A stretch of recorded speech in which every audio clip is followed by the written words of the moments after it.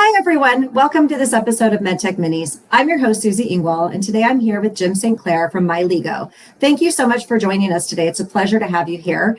Tell us a little bit about yourself and the problem you set out to solve.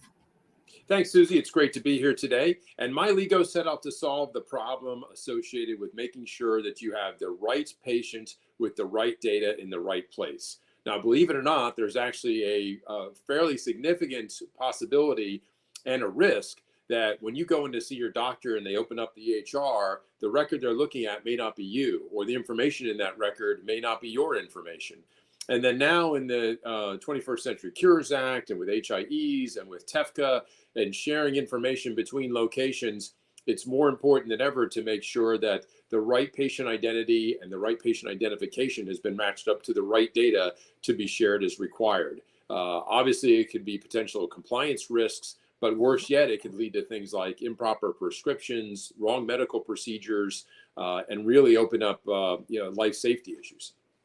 Yeah, I'm so glad you're working on this because I do think this has been a problem in healthcare, especially when names are very similar and things like that happen. We end up with wrong site surgeries and all kinds of things. So tell us how you're addressing it. What's your company doing?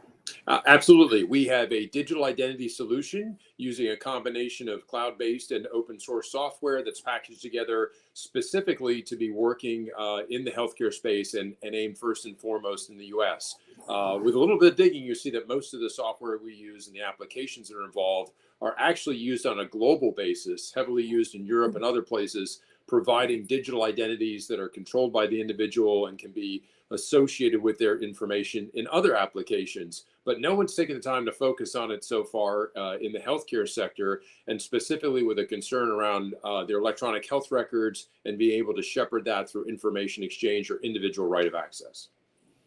Yeah, it's such a huge problem. So tell us a little bit about, what results you've seen or where you're at in your commercialization journey. Are you guys on the market yet? Are you still building? Where are you guys? Where are you? Yeah, we're still building. We actually have at least one proof of concept and memorandum of understanding getting put in place with a health information exchange, which in turn has a customer partner health system that we're going to be working the use case for. We're going about it kind of deliberately in both a phase 1 and phase 2 effort, and expect to be able to start having demonstrable results from that later this summer. From there, we expect to springboard to a number of other ones. It's kind of like a SpaceX launch. The first thing you do is test in orbit, and then you're ready to go to the moon. So we'll be building from there. I love that. And it sounds like you're kind of building in conjunction with a hospital system, which is a really nice way to do it because then you're really getting the customer what they want. I see so many of these things built outside of, having the customer involvement. So that's fantastic. I don't know if you want to speak to that a little bit more. Yeah, absolutely. Our starting point will be working with that HIE and the health system to provide that digital credential that the patient can use. The health systems oftentimes have their own, patient identity verification system. Maybe they're using Clear, maybe they're using Idemia, other companies like that. Very complementary to take those identifiers and then use that in our digital credential format, which is a JSON format, and then broker that information as required. We see it potentially growing into a case where it could be direct to consumer and be able to download it. You'd get a digital credential provided to you as part of that verification process with the health system that you work with. And then that can follow from there with your health information as it has to get exchanged to other places. That's fantastic. I would love to have that as a consumer, as a health consumer. So fantastic. I love that you've got some future plans as well. So we're almost out of time. How can people get a hold of you or learn more about what you're doing? Absolutely. We've been taking a slow approach in terms of both information and promulgating what we're working on.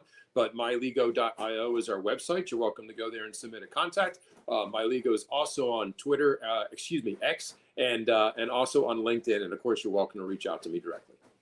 Awesome. Well, thank you so much for being on today. I really appreciate it. I'm excited for the future. It's looking bright. So fantastic. Thank you so much. Thank you. It was great to be here today.